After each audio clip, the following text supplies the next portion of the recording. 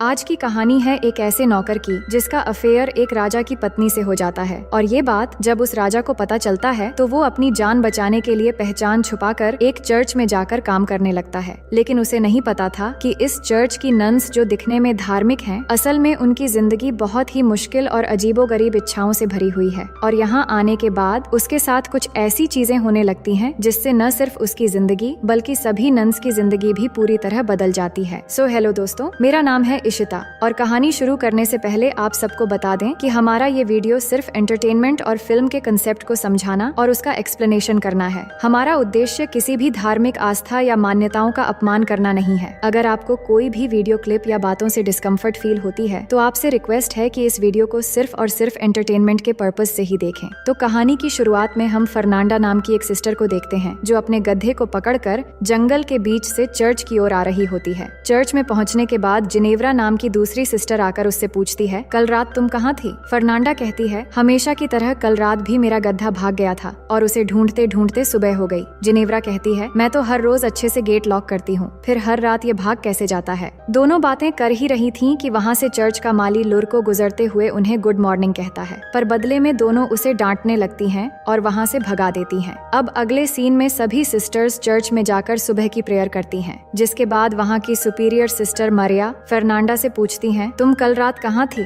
जिस पर वो बताती है, कल मेरा गधा फिर से भाग गया था और मैं उसे ही पकड़ने गई थी। ये सुनकर सिस्टर मरिया कुछ नहीं कहती। अब इस गधे के बार बार भागने का चक्कर असल में कुछ और ही है जो हमें आगे पता चलेगा। दूसरी तरफ हम एलेसांड्रा नाम की एक और सिस्टर को देखते हैं जो अपने कमरे में बैठकर सिलाई कर रही होती है। वो बहुत उदास थी क्योंकि वो चर्च में नहीं रहना चाहती थी और बाहर जाकर अपनी जिंदगी को अच्छे से जीना चाहती थी। दूसरी ओर सिस्टर जिनेवरा को देखते हैं जो सिस्टर मरिया के साथ कुछ बातें कर रही होती है। तभी एक किताब में उसे एक तस्वीर नजर आती है जिसमें कुछ अजीब विधि के बारे में लिखा था। ये देखकर उसे थोड़ी हैरानी होती है और कुछ लाइनें पढ़कर वो किताब रख देती है। वहीं सिस्टर एलेसांड्रा के पापा उससे मिलने आते हैं और दोनों बातचीत करने लगते हैं। उसके पापा कहते हैं, मैं तुम्हारे लिए एक अच्छा लड़का ढूंढ रहा हूँ, पर प्रॉब्लम ये है कि जो भी अच्छा लड़का मिलता है वो बहुत ज्यादा दहेज मांगने लगता है। इस पर एलेसांड्रा कहती है, अगर आप चर्च में डोनेशन देना थोड़ा कम कर दें तो शायद दहेज के पैसों का इंतजाम हो जाएगा। पर उसके पापा कहते हैं, ये करना ठीक नहीं रहेगा, तुम चिंता मत करो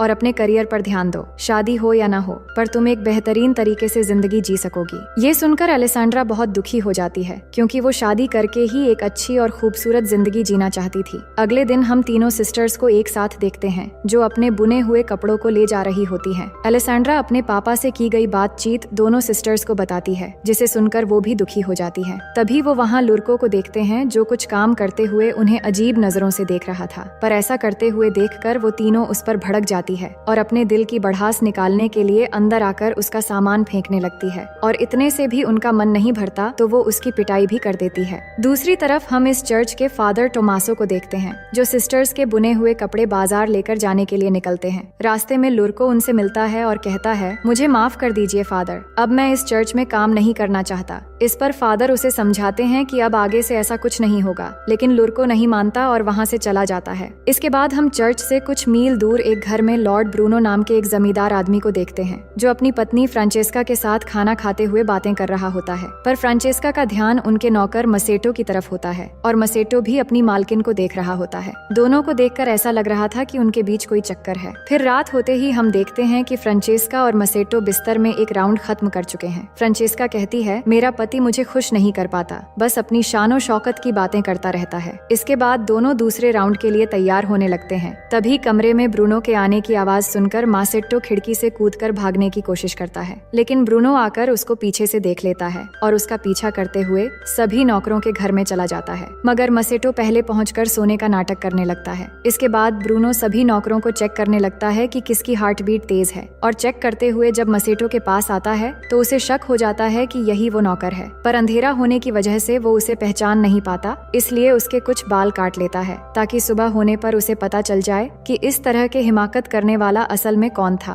पर ब्रूनो के जाते ही मासेट्टो उठकर अपने सभी साथियों के बाल भी थोड़ा थोड़ा काट देता है। सुबह होते ही ब्रूनो सभी नौकरों को लाइन में खड़ा करता है और एक एक करके चेक करने लगता है, लेकिन सभी के बाल थोड़े थोड़े कटे हुए होते हैं जिससे वो समझ नहीं पाता कि वो आदमी कौन था। फिर भी वो समझ जाता है कि जो भी है वो बहुत होशियार है। फिर सबको धमकी देते हुए कहता है कि मैं जिसे ढूंढ रहा हूँ, अगर मैंने उसे पकड़ लिया तो उसका काम तमाम समझो। फिर वो सभी नौकरों के बाल कटवाकर छोटे करवा देता है। अब अगले दिन जब फ्रांचेस्का और ब्रूनो खाना खाने बैठते हैं तो ब्रूनो अपनी वाइफ को वार्निंग देते हुए कहता है कि तुमने जो भी किया ठीक नहीं किया। मैं जानता हूँ कि तुम भी इन सब में शामिल हो। अगर वो नौकर एक बार मुझे मिल गया तो मैं उसके साथ साथ तुम्हें भी खत्म कर दूंगा। लेकिन फ्रांचेस्का ब्रूनो से बिल्कुल भी नहीं डरती और कहती है कि तुम ऐसा कुछ भी नहीं कर पाओगे। इसी बीच ब्रूनो अपनी वाइफ और मसेटो को इशारा करते हुए देखकर समझ जाता है कि वो नौकर मसेटो ही है। फिर आगे हम मसेटो को काम करते हुए देखते हैं और वहाँ फ्रांचेस्का भी होती है जो मसेटो के पास आती है और उसके साथ जबरदस्ती भूकंप लाने की कोशिश करने लगती है। लेकिन इस बार दूर से ब्रूनो उन्हें देख लेता है और गुस्से में आकर अपने आदमियों से कहता है, मसेटो को पकड़ के मेरे पास ले आओ। मसेटो ने भी देख लिया था कि ब्रूनो ने सब कुछ देख लिया है, इसलिए वो अपनी जान बचाने के लिए वहाँ से भागना शुरू कर देता है और ब्रूनो के आदमी भी उसके पीछे पड़ जाते हैं, लेकिन वो उसे पकड़ नहीं पाते। जंगल से होते हुए भागते भागते बहुत दूर जाने के बाद मसेटो फादर टोमासो को देखता है। फादर ने बाजार जाने के रास्ते में थोड़ा वाइन पी लिया था और नशे की वजह से उनकी गाड़ी उलट गई थी और सारे कपड़े भी नदी में बह रहे थे।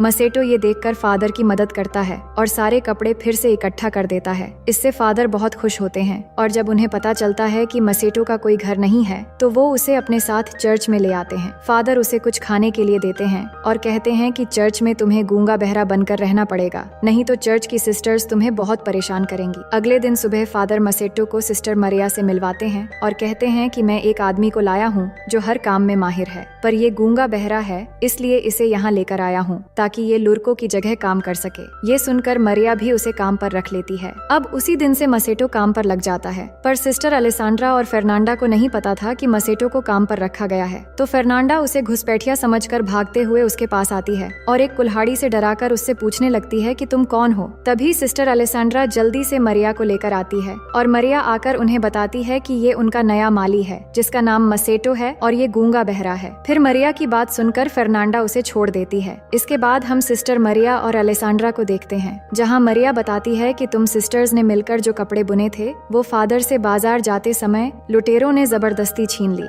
मुझे अफसोस है कि तुम लोगों की मेहनत बेकार चली गई, पर अब से कपड़े बुनने के काम को बढ़ाने के लिए हम कुछ और लोगों को भी ले आएंगे ताकि कम समय में ज्यादा कपड़े बनाए जा सकें। इसके बाद अलेसांड्रा को वायोला नाम की एक बूढ़ी नन के साथ कपड़े बनाने के काम करते हुए देखते हैं, पर इस दौरान उससे कपड़े बनाने की फ्रेम टूट जाती है तो उसे ठीक करवाने के लिए वो मसेटो के पास जाने लगती है। पर तभी सिस्टर जिनेव्रा अलेसांड्रा को जाते हुए देख लेती है और छिपकर उस पर नजर रखने लगती है। अलेसांड्रा मसेटो से वो फ्रेम ठीक करने के लिए कहती है जिसे मसेटो ठीक करने लगता है, लेकिन अलेसांड्रा यहाँ अपने दिल की भड़ास निकालने लगती है कि वो यहाँ नहीं रहना चाहती और ना ही सिलाई का काम करना चाहती है। वो यहाँ से बाहर निकलकर अपनी जिंदगी को अच्छे से जीना चाहती है। पर ये सुनते हुए भी मसेटो कोई एक्सप्रेशन नहीं देता क्योंकि वो सभी के सामने गूंगा बहरा बना हुआ है। अलेसांड्रा भी ये जानती थी कि मसेटो कुछ नहीं सुन पाएगा और ना ही किसी से कुछ कह पाएगा। इसके बाद रात के समय मसेटो के कमरे में फादर आते हैं और उससे पूछते हैं आज का दिन कैसा गया, क्योंकि यहाँ की सिस्टर्स थोड़ी झगड़ेलू हैं जिससे काम करना थोड़ा मुश्किल हो सकता है। पर मसेटो कहता है कि हाँ, कुछ सिस्टर्स सच में काफी झगड़ेलू हैं, लेकिन मैं अपना काम संभाल लूंगा। फादर कहते हैं कि चिंता मत करो, वो तुम्हें नुकसान नहीं पहुँचाएंगी, पर कुछ भी हो मुझे बताते रहना और उनके सामने गूंगा बहरा बने रहना जिससे वो तुमसे ज्यादा उलझेंगी नहीं। वहीं फर्नांडा अपने कमरे में कुछ पढ़ रही होती है, तभी उसकी खिड़की में कोई पत्थर फेंकता है तो वो खिड़की खोलकर देखती है कि उसकी बचपन की फ्रेंड मार्टा उससे मिलने आई है। इसके बाद दोनों अलेसांड्रा के कमरे में जाती हैं और तीनों मिलकर वाइन पीने लगती हैं। कुछ देर में वहाँ सिस्टर जिनेव्रा भी आ जाती है और सभी मिलकर मजे करने लगते हैं। फिर ड्रिंक करते हुए वो रोमांटिक बातें भी करने लगती हैं। मार्टा उन्हें लड़कों के बारे में कई सारी बातें बताने लगती है कि एक जड़ी बूटी है जिसे एक खास तरीके से इस्तेमाल करके लड़कों को अट्रैक्ट किया जा सकता है और ये सब सुनते हुए बाकी तीनों भी बहुत मजे लेती हैं। अगले दिन मसेटो जब काम कर रहा होता है तब अलेसांड्रा वहाँ आती है और मसेटो से कहती है मैंने तुम्हारे लिए ये रूमाल बनाया है। फिर वो रूमाल से मसेटो के पसीने पोंछने लगती है और पास बैठकर उससे बातें करने लगती है। दरअसल पिछली रात मार्टा की रोमांटिक बातों को सुनने के बाद उसके मन में नौटी ख्यालात आ गए थे, इसलिए वो बात करते करते अचानक उसे किस कर लेती है जिससे मसेटो भी इस चांस को बिना गवाए वहीं पर उसके साथ तूफान और भूकंप के मजे लेने लगता है। लेकिन तभी चर्च की घंटी बजने से मसेटो घबरा जाता है और अलेसांड्रा भी जल्दी से खुद को संभालकर चर्च में प्रे करने चली जाती है। लेकिन प्रे करते समय फर्नांडा अलेसांड्रा के स्कार्फ और नाखून में मिट्टी लगी हुई नोटिस करती है। अगले सीन में जिनेव्रा और फर्नांडा कपड़े धो रही होती हैं। तभी वहाँ अलेसांड्रा आती है जो बहुत खुश नजर आ रही थी। वो उनसे कहती है कल रात बहुत मजा आया। फर्नांडा पूछती है तुम यहाँ क्या कर रही हो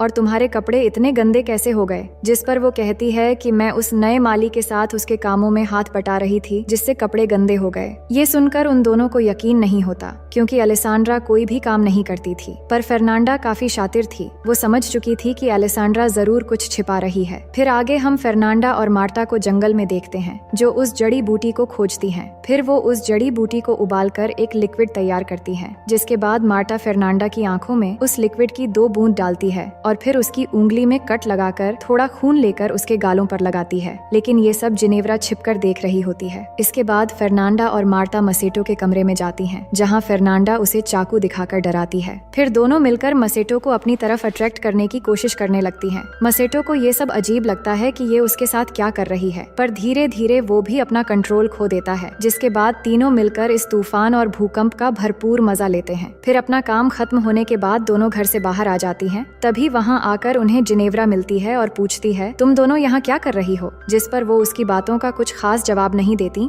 और बहाना बनाकर वहाँ से चली जाती है। लेकिन जिनेव्रा समझ जाती है कि वो उससे कुछ छिपा रही है। अगली सुबह हेड फादर बिशप चर्च घूमने आते हैं तो फादर टोमासो और मरिया उनका स्वागत करते हैं। दूसरी तरफ मसेटो अलेसांड्रा के कमरे में जाता है और दोनों फिर से एक बार तूफान और भूकंप के मजे लेने लगते हैं। पर इसी बीच सिस्टर वायोला कमरे में आ जाती है, जिसे वो पहले नोटिस नहीं कर पाते। लेकिन अचानक मसेटो उसे देखकर बोल पड़ता है, जिससे अलेसांड्रा चौंक जाती है। पर वायोला के आ जाने से दोनों घबरा जाते हैं और अलेसांड्रा खुद को ठीक करते हुए वायोला की मदद करने लगती है और मसेटो बिस्तर के नीचे छिप जाता है। उनका लक अच्छा था क्योंकि सिस्टर वायोला सुन नहीं सकती थी, इसलिए वो उनकी हरकतें नहीं समझ पाती। बाद में मसेटो बिना कोई भी आवाज किए खिड़की से निकल जाता है। अगले दिन जिनेव्रा मसेटो को आराम करते हुए देखती है और उसे अट्रैक्ट करने के लिए वो जड़ी बूटी बनाने लगती है, लेकिन वो इसे आंखों में डालने के बजाय पी लेती है। फिर वो अपने हाथ से खून निकालकर गालों पर लगा लेती है। वहीं अलेसांड्रा मसेटो के कमरे में आती है और उससे पूछती है कि उसने झूठ क्यों बोला कि वो गूंगा है। इतने में जिनेव्रा के आने की आवाज सुनकर अलेसांड्रा एक कोने में जाकर छिप जाती है और मसेटो सोने का नाटक करने लगता है। जिनेव्रा जड़ी बूटी के नशे में मसेटो के पास आकर चिपकने लगती है और अजीब अजीब हरकतें करने लगती है। लेकिन फर्नांडा के आने की आवाज सुनकर वो भी जाकर छिप जाती है जहाँ पहले से अलेसांड्रा थी और एक दूसरे को देखकर दोनों चौंक जाते हैं। इसके बाद फर्नांडा कमरे में आती है और चाकू से डराकर मसेटो के हाथ बांधकर उसकी आंखों पर पट्टी लगा देती है और फिर उसे डरा धमकाकर जंगल की तरफ ले जाने लगती है। पर अलेसांड्रा और जिनेव्रा छिपकर उसका पीछा करती हैं। फिर जब वो जंगल के बीच पहुंचते हैं तब तक रात हो चुकी थी। वो देखते हैं जंगल के बीचों बीच आग जली हुई है और वहाँ कई सारी लड़कियां बिना कपड़ों के नाच रही हैं और पास में उन्होंने मसेटो को भी बांध के रखा हुआ था। अलेसांड्रा कहती है कि ये लोग क्या कर रहे हैं। जिनेव्रा कहती है, मैंने इस तरह के विधि के बारे में एक बार पढ़ा था जिसमें इंसानों की बलि देकर कुछ लड़कियां चुड़ैल की शक्ति हासिल करती हैं और यहाँ पर हमें पता चलता है कि फर्नांडा रोज गधे के बहाने ये सब करने आती थी और अब मार्टा भी इसमें शामिल हो चुकी है। मार्टा और फर्नांडा मसेटो को बलि देने ही वाली होती हैं। तभी मसेटो डर के मारे बोल पड़ता है कि मुझे छोड़ दो। ये सुनकर उन्हें भी पता चल जाता है कि मसेटो गूंगा बहरा नहीं है। वही नशे की हालत में जिनेव्रा भी कपड़े उतारकर उन लड़कियों के साथ नाचना शुरू कर देती है और ये देखकर सभी लड़कियां भागने लगती हैं और मार्टा जाकर जिनेव्रा से झगड़ने लगती है कि वो यहाँ क्यों आई है। इसी बीच फर्नांडा मसेटो को बलि देने वाली होती है। तभी अलेसांड्रा वहाँ पहुंचकर फर्नांडा से चाकू छीन लेती है और मसेटो को बचा लेती है। वहीं जिनेव्रा और मार्टा के हाथापाई में जिनेव्रा मार्टा को डंडे से मारकर बेहोश कर देती है। फिर उसके कपड़े पहनकर वो गधे को लेकर चर्च की तरफ भाग आती है। चर्च पहुंचकर वो चिल्लाने लगती है कि फर्नांडा एक चुड़ैल है और ये सब आवाज सुनकर फादर बिशप बाहर आते हैं तो जिनेव्रा आकर उन्हें बताने लगती है कि फर्नांडा एक चुड़ैल है। इतने में फर्नांडा, अलेसांड्रा और मसेटो भी वहाँ पहुँच जाते हैं। अलेसांड्रा फादर से कहती है ये झूठ बोल रही है और आज इसने वो जड़ी बूटी लिया और नशे की हालत में बकवास कर रही है। पर जिनेव्रा कहती है नहीं, मैं झूठ नहीं बोल रही हूँ, ये सब एक साथ मिले हुए हैं और ये दोनों इस माली के साथ इंटीमेट भी हो चुकी हैं। ये सुनकर फादर बिशप मरिया को बुलाकर बाहर लाते हैं और पूछते हैं कि ये सब क्या हो रहा है। तभी फादर टोमासो भी मरिया के कमरे से बाहर आते हैं, जिसे देखकर सभी लोग हैरान रह जाते हैं और फादर बिशप भी समझ जाते हैं कि इस चर्च में अब तक क्या चल रहा था। इसके बाद अगले दिन फादर बिशप एक एक करके सभी को सजा सुनाते हैं और गॉड से माफी मांगने के लिए कहते हैं और फादर टोमासो को सबसे बड़ी सजा मिलती है क्योंकि उन्होंने फादर होने का गलत फायदा उठाया था। उन्हें सजा के तौर पर एक ऐसे आश्रम में भेज दिया जाता है जहाँ सिर्फ मर्द रहते हैं और मसेटो को फिर से लॉर्ड ब्रूनो के हवाले कर दिया जाता है जहाँ लॉर्ड के सिपाही उसे बंदी बना लेते हैं। इसके बाद हम तीनों सिस्टर्स को देखते हैं जो एक दूसरे से माफी मांगती हैं। सिस्टर जिनेव्रा भी फर्नांडा से कहती है मुझे माफ कर देना। फिर तीनों मसेटो के बारे में सोचने लगती हैं कि शायद लॉर्ड ब्रूनो उसे मार डालेगा, इसलिए वो उसे बचाने का एक प्लान बनाती है। उधर लॉर्ड ब्रूनो ने मासेट्टो को जेल में बंद कर दिया था और फिर वहाँ आकर कहता है, मैंने अपनी वाइफ को कुत्तों और जंगली जानवरों के साथ बांध दिया है ताकि उसे दर्दनाक मौत मिले, और अब तुम्हारी बारी है, पर मैं तुम्हें नहीं मारूंगा और जिंदा रखकर उससे भी ज्यादा टॉर्चर करूंगा। ये कहकर वो वहाँ से चला जाता है। इसके बाद मसेटो उन सिपाहियों से रिक्वेस्ट करने लगता है कि वो उसे आजाद कर दें, लेकिन वो मना कर देते हैं और उल्टा उसका मजाक उड़ाने लगते हैं। फिर कुछ देर बाद एक कछुए पर जलती हुई मोमबत्ती देखकर सिपाही उसके पीछे पीछे चले जाते हैं। असल में उस कछुए को सिस्टर्स ने छोड़ा था और उनके जाते ही तीनों सिस्टर्स आकर मसेटो को बाहर निकाल लेती हैं और उसकी जगह एक पुतला रखकर मसेटो को सिस्टर्स के कपड़े पहना देती है। फिर उसे लेकर जंगल की तरफ भागने लगती है। वही मरिया को देखते हैं जो गधे को साथ लेकर टोमासो से मिलने आती है और दोनों बहुत खुश होते हैं क्योंकि उनके बीच प्यार हो गया था और वो एक दूसरे से दूर नहीं रह पा रहे थे। इतने में वो कुछ आवाजें सुनकर वो छुप जाते हैं और तभी फर्नांडा अपने गधे को वहाँ देखती है कि ये गधा यहाँ कैसे आया, लेकिन जिनेव्रा उसे वहाँ से ले जाती है। फिर उनके जाने के बाद मरिया और टोमासा बाहर आते हैं और वो समझ चुके थे कि उन तीनों सिस्टर्स ने मसेटो को छुड़वा लिया है, पर उनकी शरारत देखकर वो एक दूसरे को देखकर मुस्कुराते हैं और दोनों एक साथ वहाँ से जाने लगते हैं और इसी के साथ कहानी यहीं पर खत्म हो जाती है। तो दोस्तों, मैं उम्मीद करती हूँ कि ये कहानी आपको बेहद पसंद आएगी और अगर आप हमारे चैनल में पहली बार आए हैं तो वीडियो को लाइक करके चैनल को सब्सक्राइब कर लीजिए।